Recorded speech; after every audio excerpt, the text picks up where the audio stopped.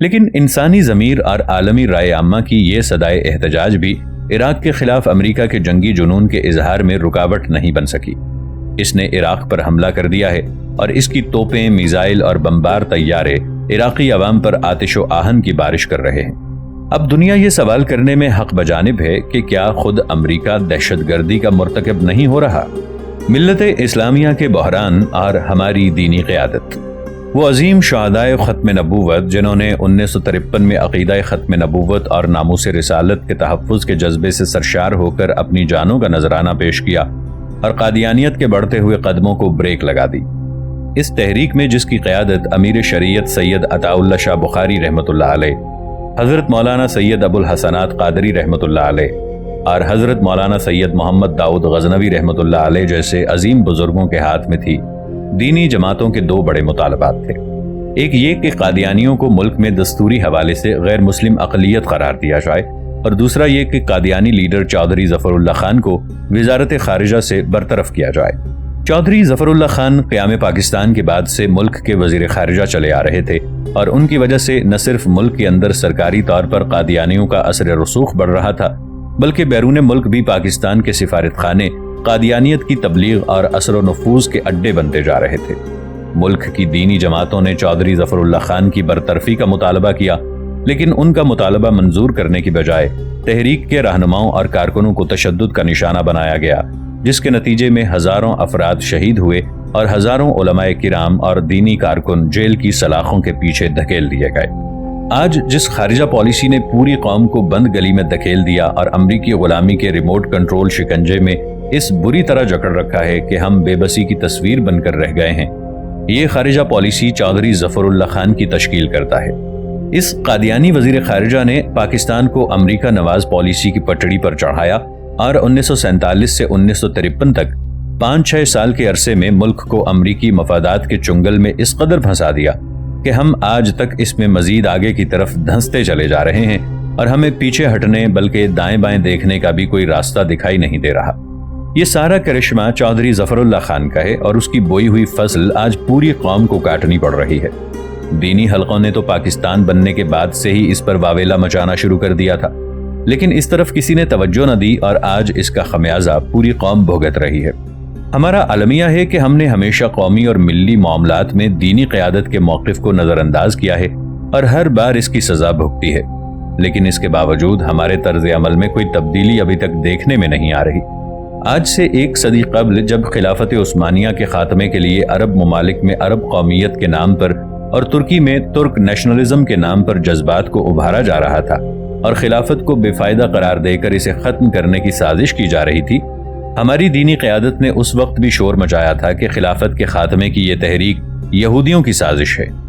بہت سے عرب علماء نے آواز اٹھائی اور ہمارے ہاں جنوبی ایشیا کے طول و عرض میں مولانا محمد علی جوہر کی قیادت میں زبردست عوامی تحریک خلافت بپا ہوئی۔ اس کا مقصد یہی تھا کہ خلافت کا تحفظ کیا جائے اور دنیا بھر کے مسلمانوں کی سیاسی مرکزیت کے اس ادارے کو بچایا جائے، لیکن نہ ترکوں نے بات سنی اور نہ ہی عربوں نے اس آواز پر توجہ دی۔ حتیٰ کہ شیخ الہند حضرت مولانا محمود الحسن دیوبندی رحمۃ اللہ علیہ کو تو شریف مکہ نے اسی جرم میں گرفتار کر کے انگریزوں کے حوالے کیا تھا کہ انہوں نے خلافت عثمانیہ کے خلاف شریف مکہ کی بغاوت کے جواز کے فتوے پر دستخط کرنے سے انکار کر دیا تھا۔ اس موقع پر جنوبی ایشیا کی دینی قیادت نے ایک اور آواز بھی اٹھائی کہ یہاں کے مسلمان برطانیہ کی فوج میں بھرتی نہ ہوں۔ متحدہ ہندوستان کے سینکڑوں علماء کرام نے یہ فتویٰ صادر کیا کہ برطانیہ کی فوج میں مسلمانوں کا بھرتی ہونا حرام ہے، اس لیے کہ یہ فوج اسلام کے خلاف، مسلمانوں کے خلاف اور خلافت عثمانیہ کے خلاف استعمال ہوگی۔ مگر اس فتوے پر کسی نے کان نہ دھرے۔ ہزاروں کی تعداد میں لوگ انگریزی فوج میں بھرتی ہوئے اور پھر یہی فوجی مشرق وسطیٰ لے جائے گئے اور انہی کے ہاتھوں ترک فوجیوں کو شکست دلوا کر خلافت عثمانیہ کے خاتمے کی راہ ہموار کی گئی۔ آج اگر خلافت کا فورم موجود ہوتا، خواہ کتنی ہی کمزور اور ڈھیلی ڈھالی خلافت ہوتی، مگر عالمی سطح پر اپنی بات کہنے کا کوئی فورم تو ہوتا، اور حالات یقیناً اس مقام تک نہ پہنچتے جن کا ہم اب سامنا کر رہے ہیں۔ ہم اسی دور سے کہہ رہے ہیں کہ خلافت عثمانیہ کا خاتمہ یہودیوں کی سازش کا نتیجہ ہے، لیکن آج اسرائیلی وزیر دفاع جنرل موفاز نے کھلے بندوں یہ بات کہہ کر ہمارے موقف کی تصدیق کر دی ہے کہ ہمیں عثمانی خلیفہ سلطان عبد الحمید دوم نے فلسطین میں آباد ہونے کے لیے جگہ دینے سے انکار کر دیا تھا۔ اس کے نتیجے میں ہم نے نہ صرف اس کی حکومت ختم کرا دی بلکہ سرے سے خلافت عثمانیہ کا خاتمہ کرا دیا۔ جنرل مفاز نے ایک بات اور بھی کہی ہے کہ عراق پر اب ہمارا قبضہ ہوگا اور اسرائیل کے عزائم میں جو بھی رکاوٹ بنے گا اس کا یہی حشر ہوگا۔ اس سے یہ بات واضح ہو جاتی ہے کہ اسرائیل کے عزائم کیا ہیں، اور یہ بات بھی ثابت ہو جاتی ہے کہ عراق پر امریکہ اور برطانیہ کا حملہ دراصل اسرائیل کی توسیع اور عظیم تر اسرائیل کے قیام کے منصوبے کا حصہ ہے، جس میں عراق، مصر، شام، لبنان اور دیگر علاقوں کے علاوہ مدینہ منورہ سمیت سعودی عرب کا بھی ایک بڑا علاقہ شامل ہے۔ ناظرین، آگے بڑھنے سے پہلے کامنٹ سیکشن میں ہمیں اپنی آراء سے ضرور آگاہ کیجیے گا کہ آپ کو ہماری یہ سیریز کیسی لگ رہی ہے۔ آئندہ آنے والی اقساط سے باخبر رہنے کے لیے ہمارے چینل کو سبسکرائب کر لیں اور ساتھ موجود بیل آئیکن کو ضرور کلک کر لیں۔ شکریہ۔ دینی قیادت نے اس وقت بھی واویلا کیا تھا جب خلافت عثمانیہ کے خاتمے کے بعد فلسطین پر برطانیہ نے قبضہ کر کے اپنا گورنر بٹھا دیا تھا اور دنیا بھر کے یہودیوں کو یہ حق دے دیا تھا کہ وہ فلسطین میں آ کر آباد ہو سکتے ہیں اور زمین خرید کر کالونیاں بنا سکتے ہیں۔ اس وقت سرکردہ علماء کرام نے فتویٰ دیا تھا کہ یہودی چونکہ فلسطین میں آباد ہو کر اسرائیل قائم کرنا چاہتے ہیں اور بیت المقدس پر قبضہ بھی ان کے پروگرام میں شامل ہے، اس لیے فلسطین میں یہودیوں کو زمین کا بیچنا شرعاً جائز نہیں ہے۔ یہ فتویٰ ہمارے بزرگوں نے بھی جاری کیا۔ حضرت مولانا مفتی عزیز الرحمن دیوبندی رحمۃ اللہ علیہ، حضرت مولانا مفتی کفایت اللہ دہلوی اور حکیم الامت حضرت مولانا اشرف علی تھانوی کے فتاوی موجود ہیں، اور حضرت تھانوی کا تفصیلی فتویٰ ان کی کتاب بوادر النوادر میں دیکھا جا سکتا ہے۔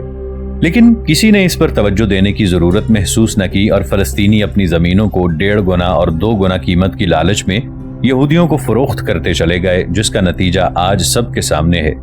کہ جن یہودیوں کا آج سے 1 صدی قبل فلسطین کی آبادی میں قابل ذکر حصہ نہیں تھا، آج وہ وہاں نہ صرف قابض ہیں بلکہ پوری عرب دنیا کے لیے عذاب بنے ہوئے ہیں۔ حالیہ عالمی بحران کے آغاز میں بھی ہماری دینی قیادت نے امت کی بروقت رہنمائی کی کہ امریکی خواہشات اور عزائم کے سامنے گردن جھکانے اور ہاں میں ہاں ملاتے چلے جانے کی بجائے جرأت و حوصلے کے ساتھ اس کا سامنا کرنے کی ضرورت ہے۔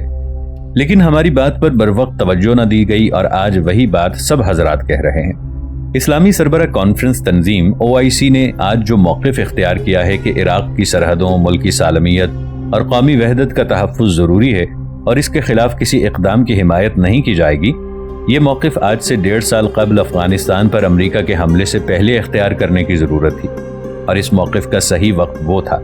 کیونکہ افغانستان کی قومی وحدت اور سرحدوں کے تقاضے بھی اسی نوعیت کے تھے، لیکن ہم نے اس وقت جائز موقف اختیار نہیں کیا۔ اسی طرح ہمارے عرب بھائیوں نے اس وقت یہ سوال کر دیا کہ کسی عرب ملک پر حملہ نہ کیا جائے، لیکن صرف 1 سال بعد ایک عرب ملک پر نہ صرف حملہ ہو گیا بلکہ اس کے ساتھ کئی عرب ممالک کی سرحدات اور قومی سلامتی بھی خطرات سے دوچار ہو گئی۔ ہمارے خیال میں OIC اور عرب لیگ نے آج جو موقف اختیار کیا ہے اور اس پر سٹینڈ لیا ہے، اس کا صحیح وقت افغانستان پر امریکہ کی یلغار سے قبل تھا۔ اب بھی غنیمت ہے کہ ہمارے مسلم اور عرب حکمرانوں نے کسی جگہ کھڑا ہونے کی ضرورت محسوس کی، لیکن امر واقعہ یہ ہے کہ اگر موقف افغانستان پر امریکی حملے سے قبل اختیار کر لیا جاتا اور مسلم حکمران اس پر سنجیدگی کے ساتھ کھڑے ہو جاتے تو نہ صرف افغانستان تباہی سے بچ سکتا تھا بلکہ عراق اور اس کے ساتھ دیگر کئی عرب ممالک کی تباہی کو بھی ٹالا جا سکتا تھا۔ بہرحال ان معروضات کا مقصد یہ ہے کہ ہماری دینی قیادت نے ہر دور میں اور ہر اہم مسئلے پر امت کو حالات کی سنگینی سے خبردار کیا اور صحیح موقف کی طرف رہنمائی کی، لیکن ہم نے قومی اور ملکی سطح پر کبھی اس کی بات کی پر سنجیدگی سے توجہ نہیں دی اور ہر بار اس کی سزا بھگتی ہے۔ آج بھی حالات کا تقاضا ہے کہ پاکستان اور عالم اسلام کے حالیہ بحران اور ملکی مسائل کے حوالے سے دینی قیادت کی آواز کو سنا جائے اور اسے سنجیدہ توجہ دی جائے، کیونکہ ملی حمیت اور دینی غیرت کا تقاضا یہی ہے اور مشکلات و مصائب کی دلدل سے نکلنے کا راستہ بھی یہی ہے۔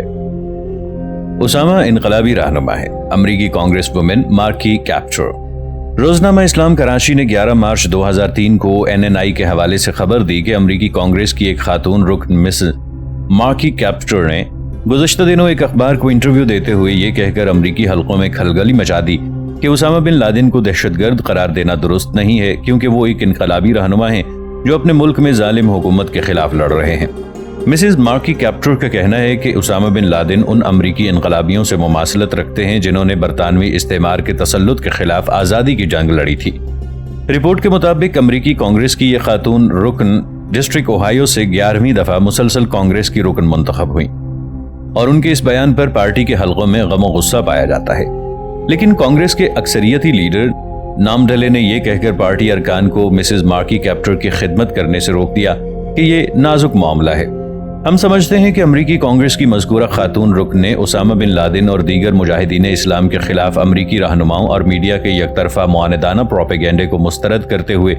अमरीकी मुआशरे को आईना दिखाया है कि जिस अमल को अमरीकी लीडर दहशतगर्दी कह रहे हैं वो खुद उनके बड़े भी करते रहे हैं, और इस्तेमारी मजालिम का निशाना बनने वाली हर कौम को इस अमल से मजबूरन गुजरना पड़ता है। अमरीका में एक अरसे तक बरतानवी इस्तेमार के तसल्लुत के खिलाफ मुसल्ला जंग आज़ादी जारी रही है, और अगर उस दौर की तारीख को सामने लाया जाए तो अमरीकी कौम में बीसियों ऐसे उसामा बिन लादेन नजर आएंगे जो हथियार बकफ होकर बैरूनी गासिबों के खिलाफ साल साल तक बरसरे जंग रहे हैं।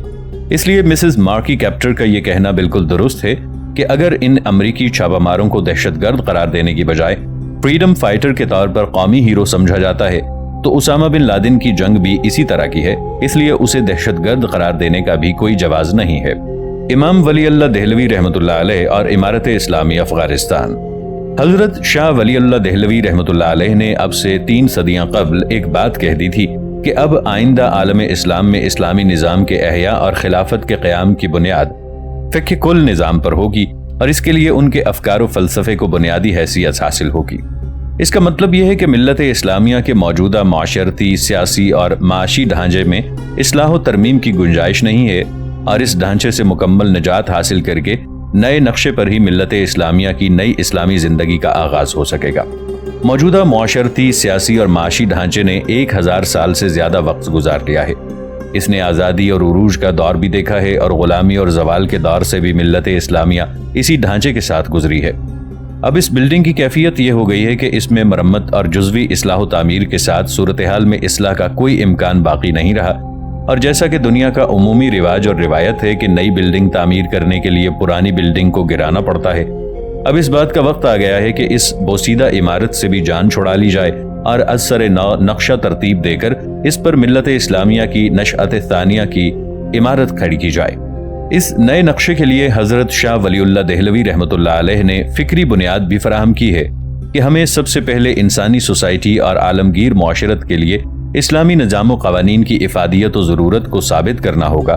और दुनिया को अक़ल और मंतिक़ और फ़हम व इस्तदलाल के साथ बताना होगा कि इंसानी सोसाइटी को मकामी, इलाक़ाई और आलमी सतह पर जो मसाइल दरपेश हैं, इनका हल कुरान व सुन्नत में मौजूद है, और वो हल सबसे बेहतर है, इसलिए दुनिया को इसकी तरफ रुजू करना चाहिए।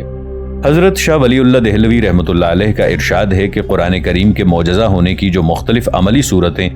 यानी वजूह एजाज हैं, और जिनके हवाले से कुरान करीम ने दुनिया भर को चैलेंज किया है कि कोई फ़र्द या कौम कुरान करीम के मुकाबले की कोई किताब ला सकती हो तो लाकर दिखाए।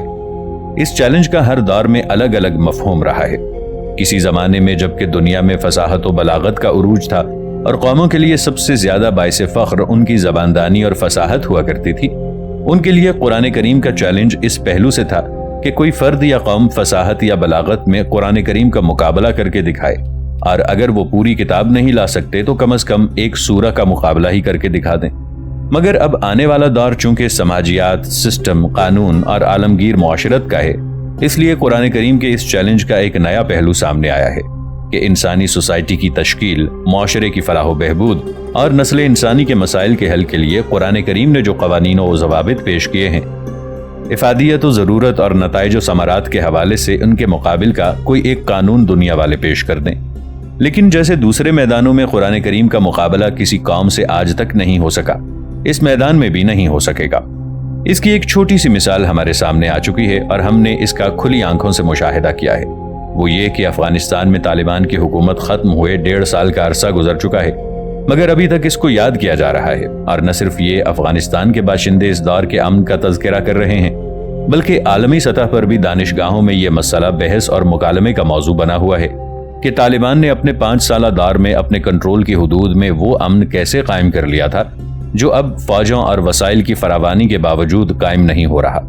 और ये क्या बात थी कि तालिबान के अमीर के एक रस्मी हुक्म पर किसी लालच और तखवीफ के बगैर उनके ज़ेरे कंट्रोल पूरे इलाके में पोस्ट की काश्त खत्म हो जाती है। मगर अब लालच और डर के तमाम हरबों के बावजूद اس کی کاشت مسلسل بڑھتی جا رہی ہے۔ بعض اخباری رپورٹوں کے مطابق طالبان رہنماؤں سے اس سلسلے میں رابطے بھی کیے گئے ہیں کہ وہ یہ بتائیں کہ انہوں نے امن کیسے قائم رکھا ہوا تھا، لیکن اس میں کوئی راز کی بات نہیں ہے اور نہ ہی یہ کسی لمبے چوڑے فلسفے کا مسئلہ ہے، بلکہ سادہ سی بات ہے کہ انہوں نے اپنے دور حکومت میں اپنے زیر کنٹرول علاقے میں قرآن و سنت کے احکام کی عملداری کا اعلان کر رکھا تھا اور وہ اس پر اپنی استطاعت کی حد تک عمل درآمد میں بھی سنجیدہ تھے۔ یہ قانون افغان عوام کے عقیدے اور معاشرت دونوں کے ساتھ ہم آہنگ تھا، اس لیے انہیں اس پر عمل درآمد میں کوئی اجنبیت محسوس نہیں ہوئی۔ انہوں نے سمجھا کہ وہ کسی مسلط ہونے والے گروہ کے احکام پر عمل نہیں کر رہے، بلکہ اپنے پیدا کرنے والے خدا کی تعلیمات پر عمل پیرا ہیں،